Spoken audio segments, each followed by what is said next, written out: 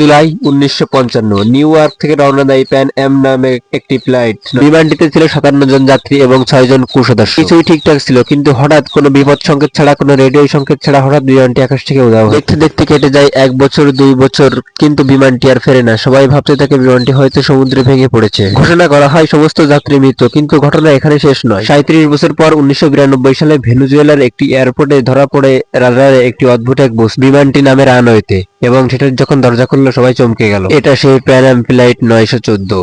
একই নাম্বার, একই যাত্রী, এমনকি তাদের জামা কাপড়ও বদলায়নি। মনে হচ্ছিল 37 বছর আগের সময় ঠিক যেখান থেকে শুরু হয়েছিল সেখানে এসেই থেমেছে। প্রশ্ন হচ্ছে, এটা কি আসলেই টাইম ট্রাভেল, নাকি এটা একটা বানানো গল্প যা আসলে চারিদিকে ইন্টারনেটে ঘুরে বেড়াচ্ছে? আজকে খুঁজে দেখবো এই রহস্যের প্রতিটা দিক, বাস্তব কিছু তথ্য বলবো যা আপনারা আগে কখনো শোনেননি। চলুন শুরু করা যাক।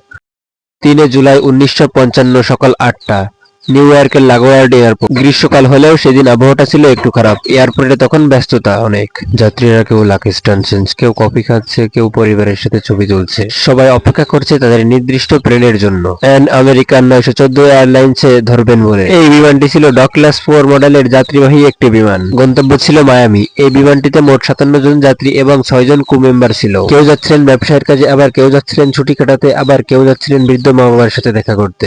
বিমানটি চালাচ্ছিলেন ক্যাপ্টেন মিগেল ভিক্টর, আর বিমান চালানোর এক্সপিরিয়েন্স প্রায় 18 বছরেরও বেশি। সকাল 8টা 20 কন্ট্রোল টাওয়ারে অনুমতি মিলে বিমানটি উড়ে যায় মায়ামির উদ্দেশ্যে। আবহাওয়া ছিল একদম পরিষ্কার এবং আকাশ ছিল একদম নীল ঝকঝকে। না ছিল কোনো ঝড়, না ছিল কোনো ভয়, এমনকি বিমানে কোনো সমস্যাও ছিল না। সবকিছু ছিল নিখুঁত। প্রথম 1 ঘন্টা 15 মিনিট সময় বিমানটি স্বাভাবিক চলছিল, কিন্তু 1 ঘন্টা 45 মিনিট পর ফ্লোরিডার আকাশে প্রবেশ করতে যাচ্ছিল, হঠাৎ করে বিমানটি গায়েব হয়ে যায় আকাশ থেকে। না কোনো বিপদের সংকেত, না কোনো কন্ট্রোল রুমে সিগন্যাল। বিমানের যেন কোনো অস্তিত্বই ছিল না। ভয় ছড়িয়ে পড়ে কন্ট্রোল রুমে। তাড়াতাড়ি শুরু হয় সার্চ অ্যান্ড রেস্কিউ মিশন। সেখানে মোতায়েন করা হয় নেভি, সেনা সদস্য এবং সব সদস্য, এমনকি সেখানের জেলেরাও আটলান্টিক মহাসাগরে তাদেরকে তন্ন তন্ন করে খোঁজে। দিন যায় রাত যায়, না মেলে বিমানের কোনো ভাঙা অংশ, না পায় জ্বালানির কোনো দাগ, আবারও না পাই কোনো মৃত্যুর দেহ। সবকিছুই যেন হাওয়ায় মিলিয়ে গেছে। কয়েকদিন পর নিউ ইয়র্কের একটি শিরোনামে দেখা যায়, Pan Am flight 914 a modern mystery over America sky. 10 দিনের মধ্যে কোনো সন্ধান না পেয়ে অফিসিয়ালি বিমানটি নিখোঁজ ঘোষণা করে। তাদের পরিবারের কাছে জানিয়ে দেওয়া হয় তাদের প্রিয়জনেরা আর নেই। কেউ চোখের জলে ভেসে যায়, আবার কেউ অপেক্ষায় থাকে তাদের ফিরে আসার জন্য। অনেকেই আবার ভাবেন অলৌকিকভাবে কিছু ঘটলে তাদেরকে আবার ফেরত পাওয়া সম্ভব। কিছুদিনের মধ্যে সরকারের সমস্ত আগ্রহ হারিয়ে যায় এবং মামলাটি বন্ধ হয়ে যায়। ফাইলের শেষ পাতায় লেখা থেকে, প্রিজম ক্র্যাশড, নো সার্ভিভার্স,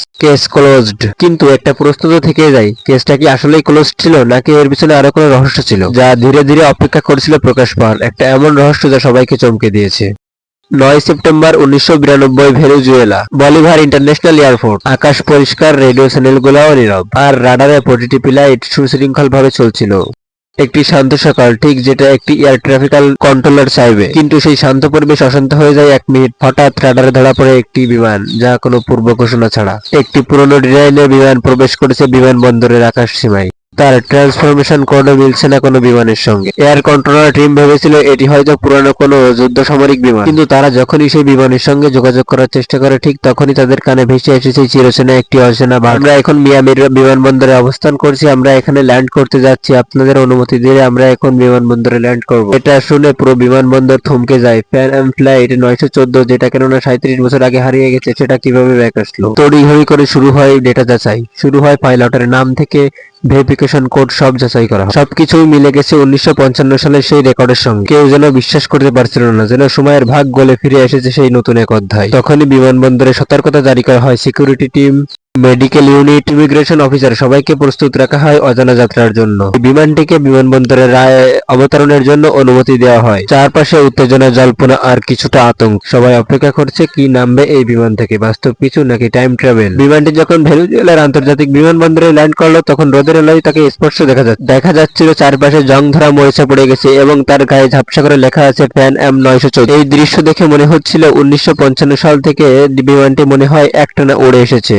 জানলা দিয়ে বাইরে তাকাচ্ছেন যাত্রীরা, তাদের চোখে স্পষ্ট দেখা যাচ্ছে ভয় আর বিভ্রান্তি। দরজা খুলতেই যাত্রীরা একে একে বেরিয়ে আসতে থাকে। তাদের পরনে ছিল সেই পুরনো পোশাক, হাতে ছিল সেই চামড়ার সুটকেস এবং হাতের টিকিট ছিল কাগজের তৈরি। সবকিছুই আদিম যুগের ছোঁয়া, সবকিছুই মনে হচ্ছিল সেই 1955 সালের। তারা চারপাশে তাকিয়ে হতভম্ব হয়ে জিজ্ঞেস করছে, আমরা কি মিয়ামিতে পৌঁছেছি?